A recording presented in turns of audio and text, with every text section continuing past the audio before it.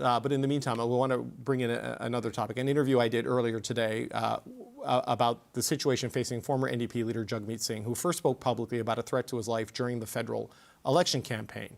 Have a listen to that. When I got that threat, I was floored.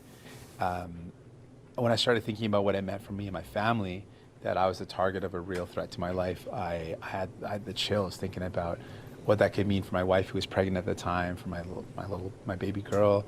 Yeah, it was definitely a scary time. I felt this knot in my stomach. For the first number of days, I just stayed in the basement because they advised me to stay away from windows. It was a pretty serious thing. With some sacrifice. Singh revealed that in 2023, the RCMP warned him about a threat against his life by a foreign government, resulting in him being placed under police protection. Singh has since lost that protection, putting added stress on him and his family. Gurratan Singh is a former Ontario MPP and is the brother of former federal NDP leader Jagmeet Singh. Gurratan Singh, it's good to see you. Thank you for being here today. It's a pleasure and a privilege to be here. I'd like to talk a bit about the situation your brother faced throughout a lot of his political career, it turns out. I mean, how has your family's life changed since receiving the duty to warn and knowing of this threat to your brother Jagmeet? When the duty of warn was provided to my brother, it was something that was incredibly shocking for everyone. But sadly, it wasn't something that we were really surprised by, if that makes sense to you at all. It was shocking that a leader of a federal party would be given this kind of warning, but we were not shocked in the sense that this is the backdrop of multiple extortions, murders, and overall threats to the South Asian and Sikh community. And there's a history of this happening to the Sikh community. So when it came forward, sadly, we were surprised but not shocked. Your brother, though, arguably, if not the most high-profile Sikh Canadian for a period of time, one of them, you know, because there were members of the cabinet and others. Like, it's surprised me that someone of such profile would be under such scrutiny and observation and even threat. So how did this affect things, you know, on a daily basis for your family? It was a huge impact. So think about it like this. You're an individual who's free to move about in society. You're able to see people when you want to see them. You're able to shop and go to the grocery store. You're able to see family members. It became a moment where every single moment had to be planned out, from going to the grocery store to seeing a family member. I'm very close to my brother. I have a lot of love for him. And it was the first time in my life that I had to check in to see my own brother. So just to put that in context, this is something that we never experienced before, and I really hope that no one ever has to experience this level of restriction to your day-to-day personal freedoms and ability. I know you're not going to talk about the security details, and we don't want to talk about the specific measures that were taken to protect your brother, but it sounds like it was pretty extreme, right? This wasn't just one person outside the door. This was a little bit more advanced than that, right? Because of the nature of the threat. I mean, for it to interfere with daily life at such a scale, it suggests to me it was a pretty significant level of security. The way I describe it is this. It was a level of security that, to me, made it incredibly clear that they were prepared to protect my brother against an immediate potential attack upon him. And it seemed like it was a level of security that was ready at any moment to protect my brother from such attack. Has there been any indication from the RCMP or national security officials or anybody that the threat is over, that this has stopped? It's hard for me to make any specific comment on the level of security, but as is public record, he had a period where he had a lot of immediate surrounding security, and that at one point went to there was no security around him, right? And so there is that varying level, and so that's probably the best I can comment on. Okay, and forgive me if you can't answer this question because I'm not trying to get you to violate security information, but we were told by the World Sikh Organization that the security is no longer there. Is that because your brother is no longer a federal leader, or is it because there is no longer a threat? Or is that not something you can answer? I think it's best just to reiterate what has been shared by the World Sikh Organization, that if you're not elected, just like the many other individuals in Canada, the many other Sikh Canadians in Canada, when you're provided a duty to warn, you're given a slip that my understanding says there's immediate risk to your life. That slip is then taken back. and then you're left to fend to yourself. You're left to protect yourself, and there's no security provided to any citizen who faces this kind of threat. This is a huge problem, and this is something, frankly, that no one should have to endure alone. The paramount role of government is to protect its citizens, particularly from foreign threats. And I think it is a complete disgrace that so many Canadians, more than a dozen sick Canadians right now, have duty to warrants with no protection provided by the federal government or any level of government. Well, this is something Balpreet Singh, the legal counsel and one of the spokespeople for the World Sikh Organization, said when sort of telling people that your brother no longer had protection. He called it unacceptable that he and others who are under these duties to warn no longer or do not have police protection at all. I mean, how is your brother now? How is he managing things? Like, how is he?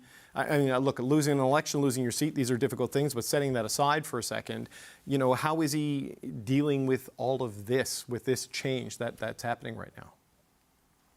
I'll say this. Who you see publicly about my brother, this person who's been described as, a resilient individual, a happy warrior, someone who smiles in the face of adversity, that's who he is privately. When he talks about Jardikala, when he talks about this Sikh value, this value that was taught to him about from our mother, that says in the face of adversity to have this rising optimism, that's truly who he is and how he is. So he's always been very resilient. But of course, when you learn about the extent in which he was being tracked by what is believed to be the Indian government, the fact that there was an imminent threat to his life, the fact that in the past weeks we have seen other killings towards individuals where the very gang that is associated with the Indian government, the Bishnoi gang, has already taken responsibility for it.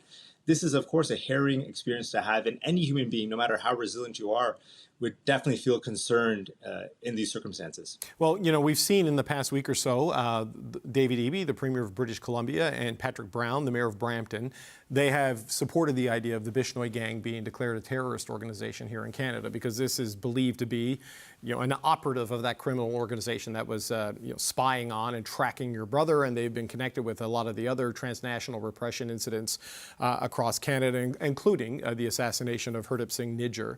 I mean, what are your thoughts on that? I know there's a process about declaring something a terrorist organization, but it seems, given everything, the Bishnoi gang is certainly something the government may want to take a look at. For sure, but we have to understand it in this context. So let's start by saying it is an incredibly positive step to have the Bishnoi gang registered and understood as a terrorist organization. But we also have to have a really extensive investigation to find out the connection between the Bishnoi gang and the Indian government. Because ultimately, if this gang is being utilized as a means by the Indian government to target its opponents globally, then we need to understand the full extent of foreign interference in Canada. So yes, we should take that step for sure, but then we furthermore need to understand the extent of India's foreign interference in Canada. For years now, we have had extortions, violence, multiple murders, duty to warrants. It has been terrorizing the Sikh and South Asian community throughout Canada. And the then leader of a Democratic Party in Canada, a duly elected member of Parliament, was facing an immediate threat to his life, and his whereabouts were being tracked by operatives of the Indian government. This is not just an attack against these individuals. This is not just an attack against the Sikh community. This is an attack against our democracy, our sovereignty, and we need a proportional response to that. So then this week, Prime Minister Narendra Modi was here. He was at the G7. The Prime Minister, Mark Carney, spoke about the need to reestablish normal diplomatic ties. There is no high commission. There are no consular services, for example, between the two countries. And given the extent of travel and trade in the diaspora, there's just a basic requirement to provide services while they try to sort out these other differences through other channels. I just wonder what your thoughts are, you and that of your family, your brother, when you hear that explanation from Prime Minister Carney about the reasoning for inviting Narendra Modi to Canada this week. So I can speak about my own perspective on this, and that's what I'm able to share. Mm-hmm. And I think it is incredibly concerning that we're normalizing relationships with a nation that has targeted democratically elected members of parliament, that has targeted the then leader of the Federal NDP, that the threat to him was so live that his daughter was born under the shadow of that threat in a hospital that was swarming with RCMP officers and security. And to me, it's truly something that is we should have a lot of reflection on, and I think it's unacceptable. I stand with the position taken by Sikh leaders to say that now is not the time to normalize relationships with India. We first need accountability from India. We need India to be held to account. We need India to pledge that it will not interfere in our elections. It will not target to kill our elected officials. It will not interfere in our institutions and more before we can normalize relationships with India. Gurratan Singh, thank you for your time today, sir, and please give your best to your brother and his family for us. Thank you, sir. Thank you so much for this opportunity, and thank you for sharing this perspective. It's important just to end by saying this. This is not about just Jagmeet Singh. This is not about our family. This is not about Sikh Canadians.